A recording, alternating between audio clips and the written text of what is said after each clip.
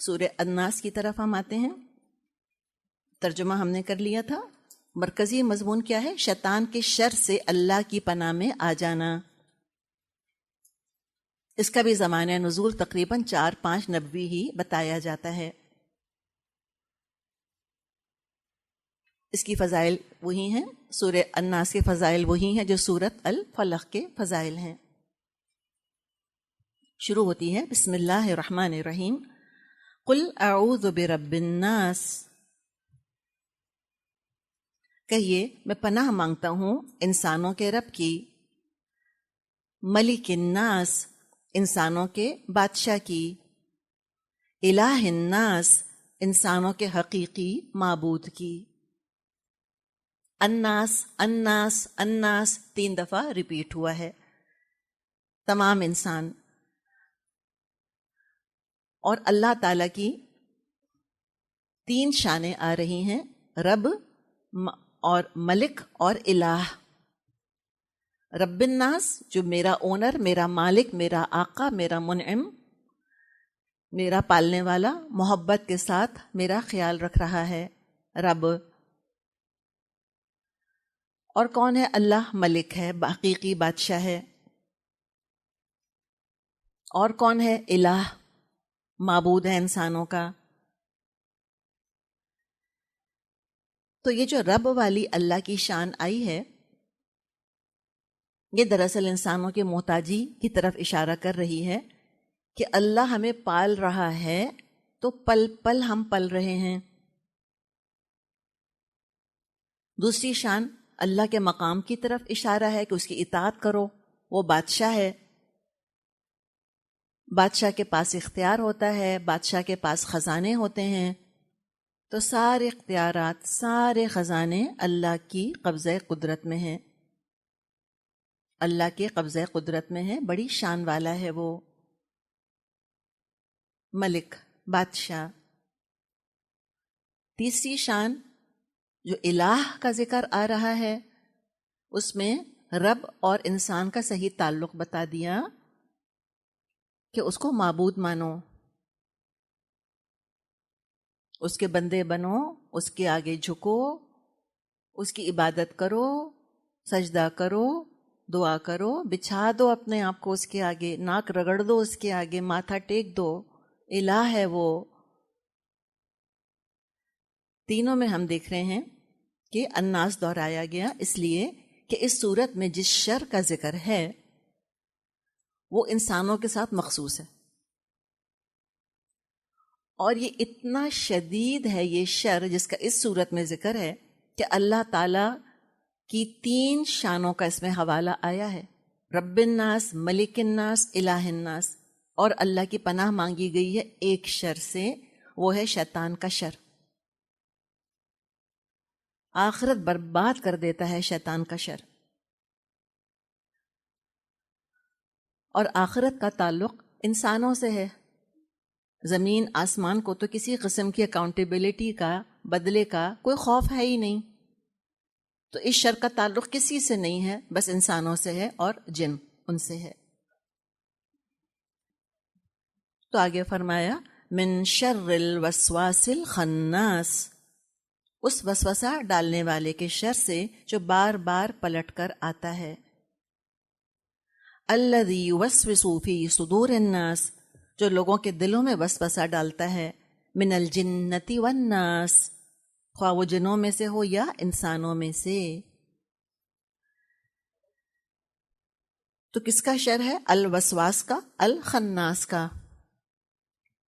دل کو اللہ کے ذکر سے غافل پاتا ہے تو آ جاتا ہے، اور اللہ کی یاد میں مصروف پاتا ہے تو چھپ جاتا ہے. غافل پاتا ہے تو وسوسہ ڈالتا ہے، اور دل جب اللہ کے ذکر میں مصروف پاتا ہے تو خناس ہو جاتا ہے. تو شیطان کا وسواس خناس ہونا دراصل کس کے اختیار میں ہے کہ کب وسوسہ ڈالے گا اور کب پیچھے ہٹ جائے گا؟ کس کے اختیار میں ہے؟ انسان کے اپنے اختیار میں. اپنے آپ کو ہم اگر بچانا چاہتے ہیں الوسواس الخناس سے تو اللہ کا ذکر کریں، دل کو مصروف رکھیں اللہ کے ساتھ. اور یہ وسوسہ کیا ہوتا ہے؟ ایک کمپلسو تھاٹ ہوتی ہے جو کہ برائی کی دعوت دے رہی ہوتی ہے. یعنی یہ کسی کو خیال آئے کہ شام کا وقت ہے اور چائے کا وقت ہو گیا ہے، امی کو چائے بنا کے دے دوں، اب کہیں کہ نہیں وسوسہ آ رہا ہے مجھ کو، یہ نہیں یہ وسوسہ نہیں ہے. رائٹ؟ وسوسہ کیا ہوتا ہے؟ برا خیال ہوتا ہے کہ امی کی بات نہیں مانوں، خود ہی اٹھ کے بنا لیں گی چائے اپنے لیے، ان کے بھی تو ہاتھ ہیں آخر. نعوذ باللہ. یہ ہے دراصل گناہ کا خیال، اس کو وسوسہ کہتے ہیں. تو یہ جو ذکر کیا ہے وسوسے کا، یہ آ کے کانسٹنٹلی لگا رہتا ہے، جب موقع پاتا ہے آتا ہے. اور خناس پیچھے ہو جاتا ہے، چھپ جاتا ہے، غائب نہیں ہوتا. ابائڈنگ ہز ٹائم، کہ پھر غافل دیکھوں تو پھر حملہ کر دوں فوراً. اللہ کی مدد سے ہم اس پر قابو پا سکتے ہیں. تو وسواس کے شر سے پناہ مانگنے کا مطلب یہ ہے کہ انسان اس بات سے پناہ مانگے کہ شیطان وسوسہ ڈال کے سب سے پہلے تو اللہ سے بدگمان نہ کر دے، اللہ کے بارے میں شکوک اور شبہات کا شکار نہ کر دے، کہیں کفر اور نفاق میں مبتلا نہ کر دے. جہاں دین کی مجالس ہوتی ہیں، آپ کے خیال میں شیطان آتا ہے؟ جی آتا ہے. جہاں قرآن پڑھایا جا رہا ہو، اس سے بڑھ کے مجھ کو بتائیں دشمنی کس مجلس سے ہوگی اس کو؟ جو آلریڈی کیسینوز میں بیٹھے ہیں، جو خود ہی بار میں بیٹھے ہیں، خود ہی نائٹ کلب میں بیٹھے ہیں، اس کو ان پہ کام کرنے کی کیا ضرورت ہے؟ اس کو بھی ٹائم مینجمنٹ آتا ہے، وہ ٹائم ویسٹ نہیں کرتا اپنا جا کے. وہ کس پر آئے گا؟ مجھ پر اور آپ پر آئے گا، تاکہ ہم کسی طرح قرآن سے محروم رہ جائیں. تو اللہ ہمیں پناہ میں رکھے. کبھی نیند آنے لگ جائے، نیند کا جھونکا آنے لگ جائے، تو اپنی عادت پہ غور کرنے کے ساتھ ساتھ کہ کیوں نیند آ رہی ہے مجھ کو بے وقت، اعوذ باللہ من الشیطان الرجیم بھی پڑھ لیا کریں. تو جہاں قرآن پڑھایا جا رہا ہوتا ہے، بعض دفعہ یہ بہت جھنجھلاہٹ پیدا کرتا ہے، اریٹیشن پیدا کرتا ہے انسانوں کے اندر، غصہ پیدا کرتا ہے، دین والوں کے اندر غلط فہمیاں پیدا کرتا ہے. ایک دفعہ ایک خاتون آئیں رینڈم ایک کلاس کے بعد، کہنے لگی آپ کو میرے بارے میں کس نے بتایا؟ ہاں، آپ کے بارے میں کسی نے کچھ نہیں بتایا. کہتی ہیں آپ نے جو تفسیر کی ساری میرے اوپر کی تھی آج آپ نے. نعوذ باللہ. یہ ایسے بھی معاملہ ہوتا ہے. ایک دفعہ مجھ کو اپنا یاد ہے، جب ڈاکٹر فرحت کا کورس ہو رہا تھا، وہاں پہ میٹرو میں ہو رہا تھا، تو میٹرو میں اوپر جانے کی 2-3 سیڑھیاں ہیں. ایک سیدھی جو ہے وہ الہدا کے سینٹر جاتی تھی. پتہ نہیں کیا تھا، میں کہیں گئی اور میں کسی دوسری سیڑھی سے چڑھ گئی، اور اب مجھے اتنی جھنجھلاہٹ چڑھ رہی تھی کہ پتہ نہیں کیا راستہ بدل دیا انہوں نے، اور پتہ نہیں کہاں چلا گیا اور مل نہیں رہا. بعد میں احساس ہوا میں خود غلط جگہ چلی گئی تھی. اس دن ڈاکٹر فرحت نے تفسیر شروع کری، کوئی مثال دینے لگی، کہنے لگی جیسے مثال ایسی ہے کہ آپ میں سے کوئی بلڈنگ میں داخل ہو اور غلط سیڑھی چڑھ جائے اور پھر غصہ کرتا رہے. یقین کریں انسان حیران ہو جاتا ہے ایٹ ٹائمس. ایک دفعہ مجھ کو یاد ہے، میں ان کا حدیث کا کوئی لیکچر سن رہی تھی، بخاری کا، کافی دیر سے سن رہی تھی. تو ہوتا ہے نا کہ انسان پڑھتی، جیسے آپ ہوتی ہیں، سنتے سنتے انسان تھوڑا سا جیسے ایسے ہو جاتا ہے. میں ایسے ہو کے بیٹھی ہوں، کیسے آواز آئی سیدھے ہو کے بیٹھے. یقین آپ کریں یہ ایسے ہوتا ہے سچ. اب مجھے کوئی دیکھ رہا تھا، اب میں بدگمانی کروں گی کہ ہاں کسی نے جاسوسی کی ہے، ان کو بتایا کہ یہ پتہ یہ آئی تھیں اور غلط سیڑھی چڑھ گئی تھیں، اب آپ ان پہ آج طنز کیجیے گا ذرا. نعوذ باللہ. ایسے ہوتا ہے کوئی؟ تو یہ ہوتا ہے. لیکن شیطان کیا کہتا ہے کہ تم پہ طنز کیا، تم پہ چوٹ کی ہے. اور یہ مشرکین مکہ بھی کہا کرتے تھے کہ نبی اکرم صلی اللہ علیہ وسلم سے کہ یہ ہم پہ چوٹ کرتے ہیں، یہ ہم پہ طنز کرتے ہیں. جیسے ہم نے واقعہ پڑھا تھا نا کہ وامرأتہ حمالۃ الحطب، تو آئی تھی اور کہا تھا کہ سنا ہے کہ تمہارے ساتھی نے میری برائیاں کی ہیں. تو کہتے تھے کہ ہم پہ چوٹ کرتے ہیں، ہم پہ طنز کرتے ہیں. اللہ تعالیٰ دین پڑھانے والوں کو اس کم ظرفی سے بچائے کہ وہ دوسروں پہ طنز کرتے پھریں. نعوذ باللہ. اگر خود ہو مزہ لو مزہ ہو گئے تو کیا پڑھا رہے ہیں کسی کو پھر. لیکن شیطان ڈالتا ہے وسوسے کہ یہ تم کو برا بھلا کہتے ہیں، یہ تم کو ایسے کہہ رہے ہیں، اس طرح کی باتیں کر کے، اور پھر بدگمان کر دیتا ہے دین پڑھانے والوں سے اور پڑھنے والوں سے. جو دل میں کوئی نیکی کا خیال آتا ہے نا، اس کو الہام کہتے ہیں. یعنی کہ وسوسے کا اپوزٹ کیا ہے؟ الہام. اور نیکی کا خیال کون ڈالتا ہے؟ فرشتہ ڈالتا ہے. کیسے خیال آیا مجھ کو اور آپ کو کہ ہم قرآن پڑھیں؟ یہ الہام ہوا الحمدللہ، اللہ کی طرف سے تحفہ آیا. کوئی فرشتہ آیا ہوگا یہ خیال لے کے، اس نے ہمارے دل میں ڈالا اس کو. الحمدللہ اللہ تعالیٰ اسی طرح فرشتوں سے ہماری دوستیاں رکھے. اور برائی کا خیال شیطان ڈالتا ہے، جس کو کہ کیا کہتے ہیں؟ وسوسہ کہتے ہیں. جی نہیں، وہم کچھ اور چیز ہے. یہ وسوسہ کیا ہے؟ برائی کا خیال. وسوسہ وہم is like a phantom fear. ہم فینٹم فیئرس کی بات نہیں کر رہے، ہم وسوسے کی بات کر رہے ہیں. بڑی ریئل چیز ہے وسوسہ. اچھا، نیکی کا جیسی خیال آئے نا، جیسی الہام ہو، فوراً دعا مانگ لیں کہ اللہ تعالیٰ مجھے اس پر عمل کرنے والا بنا دے. خیال آیا، دعا کر لی، وہ ارادہ بنے گا اور سارے جسم کو حرکت میں لے آئے گا اور انسان عمل شروع کر دے گا. رائٹ؟ بالکل ویٹ نہ کریں دعا مانگنے سے پہلے، فوراً دعا کر لیں کہ اللہ تعالیٰ مجھے اس الہام پر عمل کرنے والا بنا دے. اچھا، اب جو ہی وسوسہ محسوس ہو، جیسے ابھی مثال ڈسکس کی ہم نے کہ امی کے لیے چائے نہیں بنانا مثال کے طور پہ، جیسے ہی وسوسہ آئے فوراً سب سے پہلے اعوذ باللہ من الشیطان الرجیم. اس لیے کہ اللہ نے کہا ہے نا بالوالدین احساناً، کہ والدین کے ساتھ حسن سلوک کرو. تو شیطان کیا کہے گا؟ کہ بدسلوکی کرو، کوئی ضرورت نہیں ہے، کرنے دو ان کو اپنے کام خود ہی، تم مت ہیلپ کرو. تو پہلے اعوذ باللہ پڑھیں اور اس خیال کو دل سے جھٹک دیں اور فوراً اس کے اپوزٹ کام پر تیار ہو جائیں. اگر اعوذ باللہ نہیں پڑھیں گے اور دل سے اس کو نہیں نکالیں گے تو وہ دل میں جم کر عزم اور نیت بنے گا. وہ وسوسہ جم جائے گا دل میں، نیت بن جائے گا اور سارے جسم کو حرکت میں لے آئے گا اور انسان گناہ کے خیال پر عمل کرنا شروع کر دے گا. تو لہٰذا اس کے بارے میں انسان بہت محتاط رہے. حافظ ابن قیم اور دوسرے علماء نے وسوسے کی کئی اقسام کا ذکر کیا ہے. بہت سارے وسوسے کے انہوں نے وسوسے کی مختلف کیٹیگریز بتائی ہیں، اور یہ سارے کے سارے طریقے انسان کو جہنم کے راستوں پر لے کر جاتے ہیں. سب سے پہلے وہ کیا وسوسہ ڈالتا ہے؟ شرک اور کفر اور شریعت سے بغاوت. پھر کیا کرتا ہے؟ اگر اس میں ناکام ہو گیا، شرک نہیں کروا سکا، کفر نہیں کروا سکا، تو بدعت کی دعوت دیتا ہے کہ تم دین میں انوویشن کرو. سنت کافی نہیں ہے، تم خود نیکی کا طریقہ ایجاد کر لو اپنی طرف سے. تم خود ہی کہہ دو اس کام میں اتنا ثواب ہے، حالانکہ کوئی حدیث نہیں ہے، کوئی قرآن اس کے بارے میں کچھ نہیں کہہ رہا. خود ہی دل سے گھڑ لیا نیکی کا طریقہ، کاؤنٹر فیٹ نوٹ کی طرح، نقلی جعلی نوٹ کی طرح. تو بدعت کیا ہے؟ یہ جعل سازی ہے، دراصل نقلی نیکیاں بنانا. تو نقلی نوٹ قبول نہیں ہوتا، بلکہ نقلی نوٹ بنانے والا مجرم ہوتا ہے. تو نقلی نیکیاں کہاں اللہ تعالیٰ قبول کرے گا؟ اور نقلی نیکیاں بنانے والا مجرم ہے دراصل اللہ کے ہاں. نقلی نیکیوں سے کوئی جنت نہیں خرید سکتے. تو وہ نقلی نیکیاں کرنے کی دعوت دیتا ہے، بدعت میں مبتلا کرتا ہے، اور یہ اس کو بہت پسند ہے بدعت. اس لیے کہ شراب پینے والا، جوا کھیلنے والا تو ہو سکتا ہے کہ توبہ کر لے، اس کو پتہ ہے میں گناہ کر رہا ہوں. بدعت کرنے والا تو توبہ بھی نہیں کرتا اکثر، اس لیے کہ نیکی کے بھیس میں دراصل اس کو چھپایا ہوا ہوتا ہے، disguised as a good deed.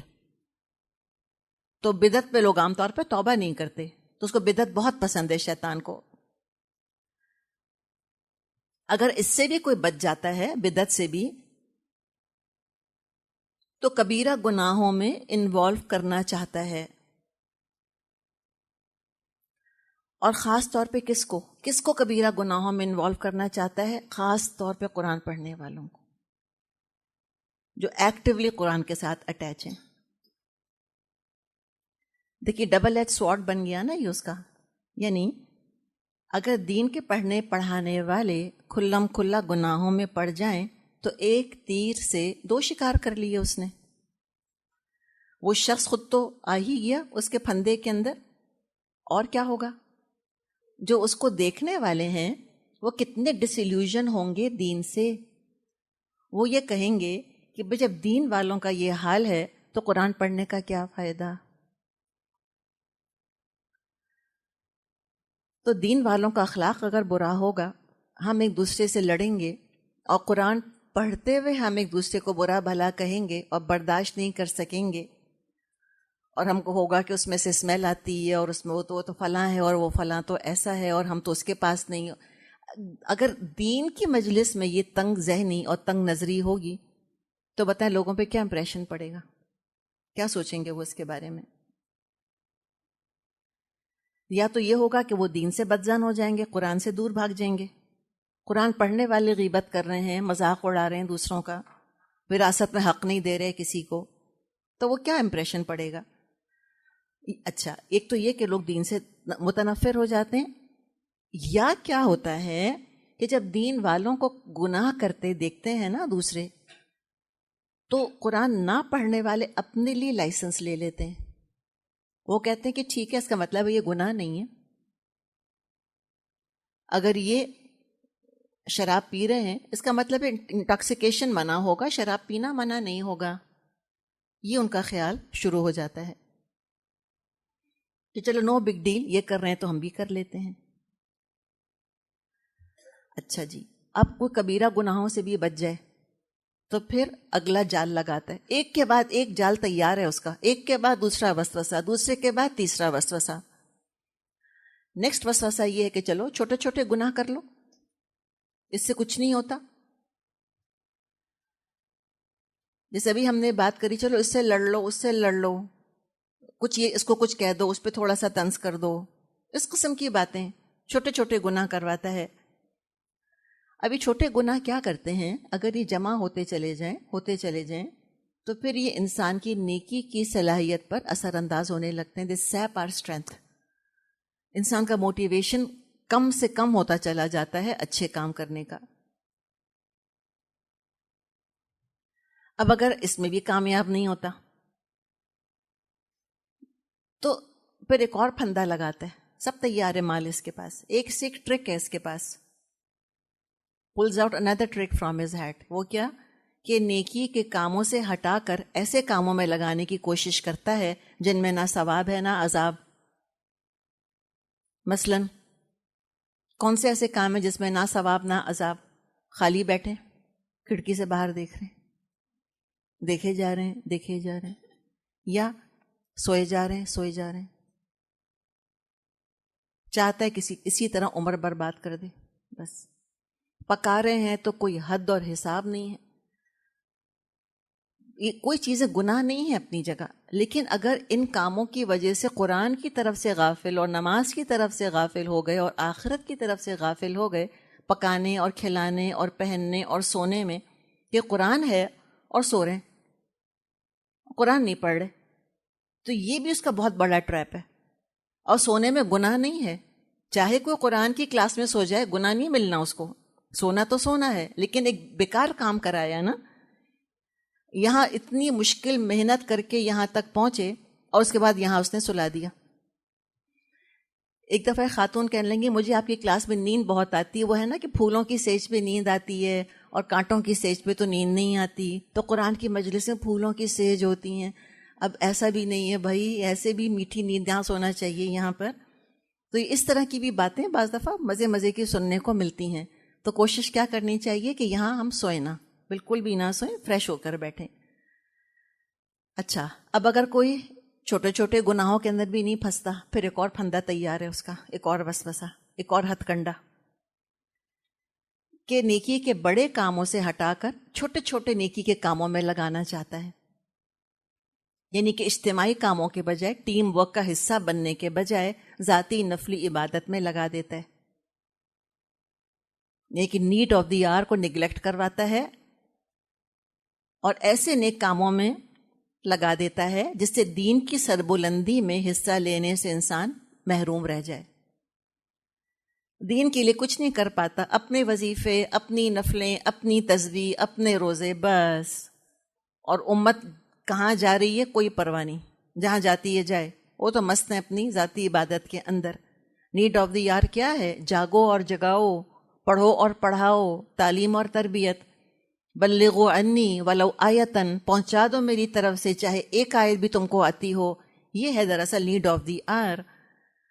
یہ کام پیچھے چھوڑوا دیتا ہے تاکہ انسان محروم رہ جائے بلندتر کام کرنے سے. یا علم کے ساتھ بے عملی سکھاتا ہے، اور بہت خوشنما ٹائٹلز کے ذریعے سے، کہ ابھی علم حاصل کر رہے ہو نا، پہلے پورا علم حاصل کر لو پھر عمل شروع کرنا. پڑھنا کافی ہے، عمل کو رہنے دو. تو اب دیکھیں نا، وہ کہتے ہیں نا کون جیتا ہے تیری زلف کے سر ہونے تک. اللہ جانے کب پڑھنا ختم کریں گے تو کب عمل شروع کریں گے. تو عمل کو ڈیلے کرواتا ہے، پوسٹ پون. کہ نیکی کل، گناہ آج نیکی کل، پھر دیکھا جائے گا. اگر یہ بھی نہیں کر سکتا تو پھر کیا کرتا ہے؟ پھر دل میں دراصل اپنے عمل پر ریاکاری اور غرور پیدا کرتا ہے کہ ہم سا ہو تو سامنے آئے. کوشش کرتا ہے کہ ذرا اپنی نیکیوں کا دوسروں کے سامنے ذکر کریں کہ تم نے وہ فلاں آواز سنی تھی کہ نہیں. کہتا ہاں وہ جب تہجد کے لیے میں اٹھی تھی نا تب یہ آواز آئی تھی. یہ انداز دیکھیے، بعض دفعہ ہم اپنوں میں بیٹھ کے ایسی باتیں کرتے ہیں جن کو سب کو پتہ ہے کہ آپ تہجد پڑھتی ہیں. یہ تیسرے چوتھے کو جس کو نہیں پتا کیوں بتایا؟ تو یہ اپنی نیکیوں کا غرہ پیدا کرتا ہے دل کے اندر کہ ذرا اپنی نیکیوں کا تذکرہ کرو. اب اگر ترجمے کا یا فہم کا پیپر ملا تو اب اس کو ایسے لے کے چلنا.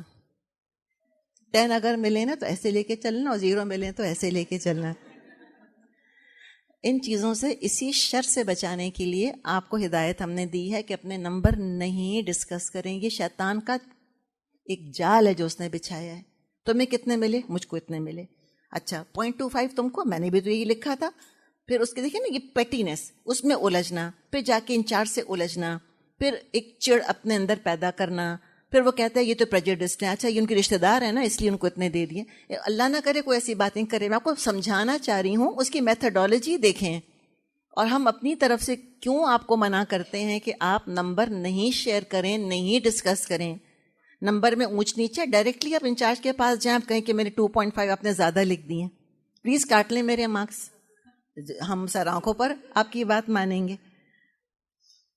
تو وہ چاہتے ہیں کہ دوسروں کے سامنے نیکیاں ڈسکس ہوں تاکہ وہ ہم کو بہت نیک سمجھیں.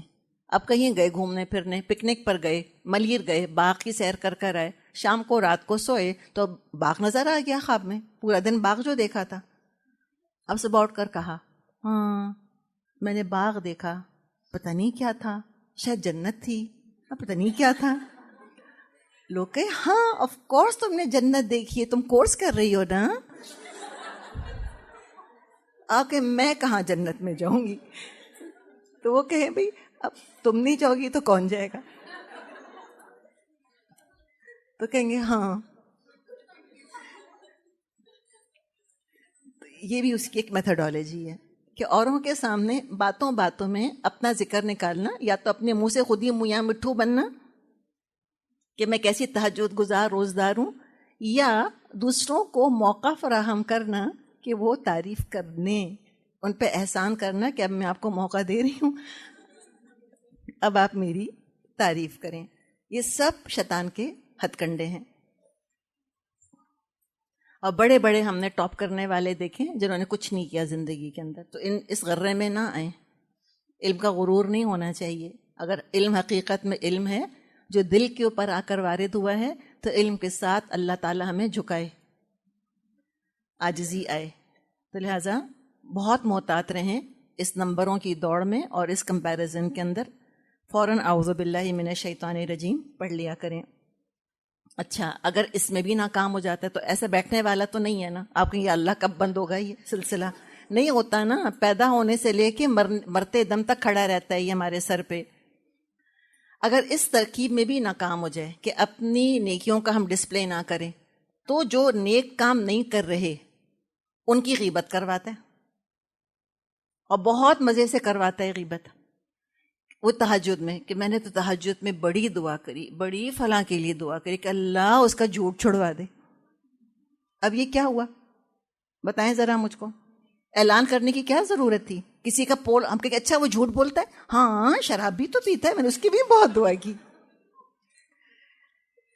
تو یہ دوسروں کی غیبت کرنا، اس پہ مذہب کا پردہ ڈال دینا، ہمدردی کا پردہ ڈال دینا، یہ ہمارے یہاں طریقہ ہوتا ہے کہ خوب دوسروں کی غیبت کرتا ہے کہ کیسے سلیو لیس پہنتی ہیں، شرم نہیں آتی، کورس کرنا چاہیے ان کو، کیسی ہیں فلاں، وہ یوں کرتی ہیں، ان کو تو یہ کرنا چاہیے. یہ سب غیبت ہو رہی ہے، سب غیبت ہو رہی ہے. کس کی کیا ویلیو ہے اللہ کی نظر میں کوئی نہیں جان سکتا. حقیقت ہے یہ.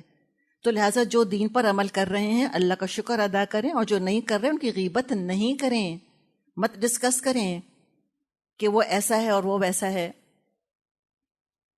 یا یہ کہ وہ انسان کا اخلاق اور مزاج بگڑواتا ہے دین پڑھنے والوں کا کہ سب کے سامنے اپنے آپ کو تماشا بنائیں، غصہ تیز کر دیتا ہے. یہ عام طور پہ آپ دیکھیں لوگ کہتے ہیں کہ جب سے ہم نے قرآن پڑھنا شروع کیا ہے ہمیں غصہ بہت آنے لگا ہے.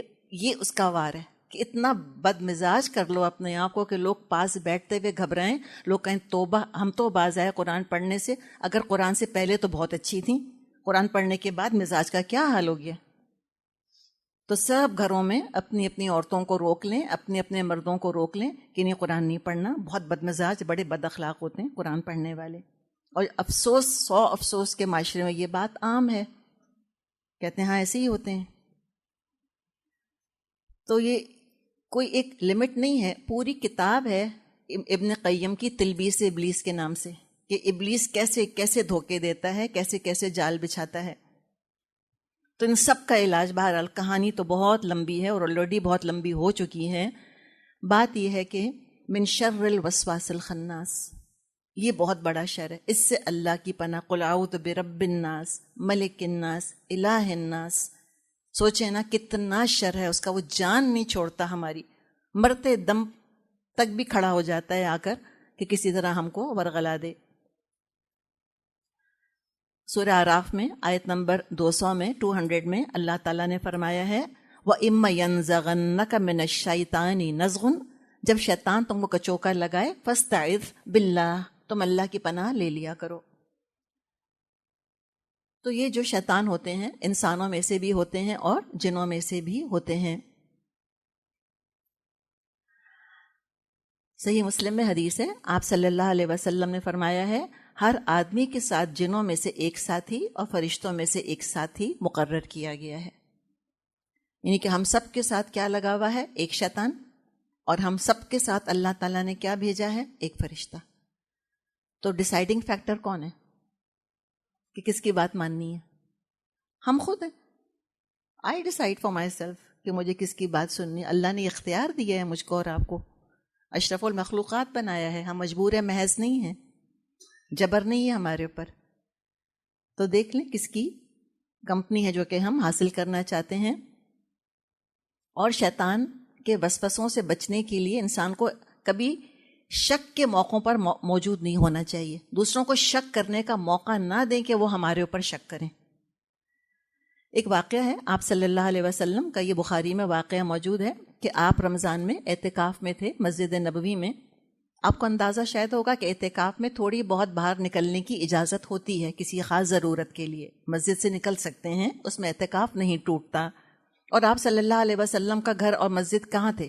ساتھ ہی ساتھ تو تھے. ذرا سا نکل کر دروازے پہ کھڑے ہوئے تو سامنے گھر ہے.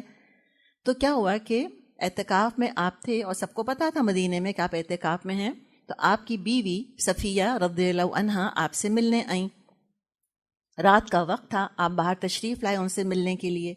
اتنے میں 2 انصاری صحابہ گزرے اور آپ صلی اللہ علیہ وسلم کو دیکھا اور صفیہ کو دیکھا رضی اللہ عنہا اور تیزی کے ساتھ گزر گئے. آپ نے آواز دے کر ان کو بلایا اور فرمایا یہ میری بیوی صفیہ ہیں. تو پہچانا کیوں نہیں انہوں نے کہ یہ صفیہ ہیں؟